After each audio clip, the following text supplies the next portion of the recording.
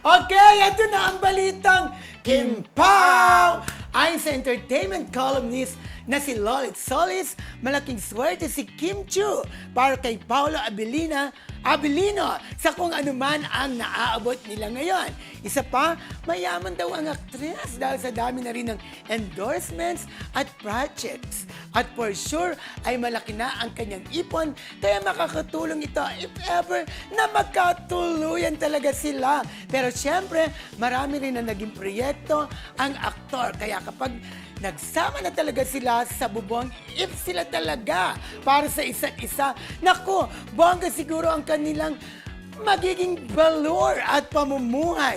Kabog, yayamanin, Yes. diba? Oh. Pero yun ang kasi sabi ni Manay Lolit, ang swerte daw ni Paolo Paolo. kay Ang Kim. ano niya, ang point of view niya is mas Kay Kim. swerte si Oo, Paolo kay Kim.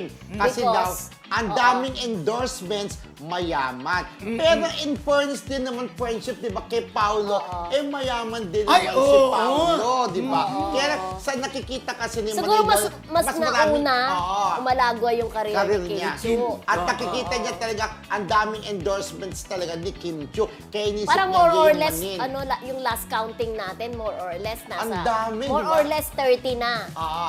ang Parang dami. sila ni, endorsement. sa mga kabataang artista ngayon, sila ni Katrina talagang ganyan ang endorsement, di ba? Doon mo makikita Kabulan. talaga ang kasikatan. Oo, at eh. saka si Paolo, masinop sa pera. Oo. May nakapagsabi sa akin talaga na yung pera niya talaga nasisinop na maganda. Oo. So, kung magkakatuloy na sila ni Kim Chiu, Maano yung ano magiging ba ta- maganda yung pamumuhay nila. Maganda mag-manage ng Yes, pera. oo. Hindi siya ano yung busi, ano?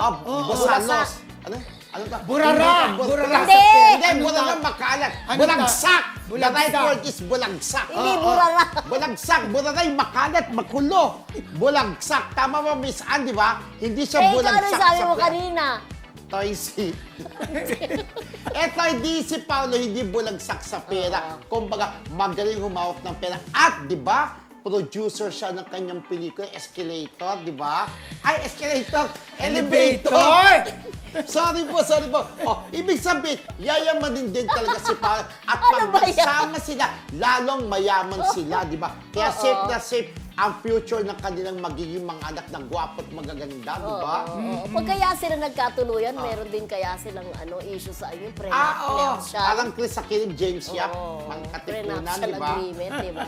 Usually kasi yun ang mga yun ang mga nagiging issue Oo. ng mga artistang sikat, mapera. Di ba naging Correct. issue din ni Chris, naging issue Oo. ni Sharon Cuneta. Sharon kay Kiko. Oo, kay Kiko. Oo. Naging issue ng mga sikat talaga. Correct. Yung mga yayamanin, Yayamanin. di ba? So parang feeling ko naman ay pareho naman silang may pera, yun ang pinaka-importante. Ako hindi magiging Diba? issue sa kanilang pera kasi para Oo, silang yayamanin. yung nakausap Pero ko sa talaga. palagay nyo, sinong mas mayaman sa kanilang dalawa? Parang si Kim, pero yung Ah. nakausap ko talaga, sabi rin niya talaga, marami ng pera si Paolo. Marami.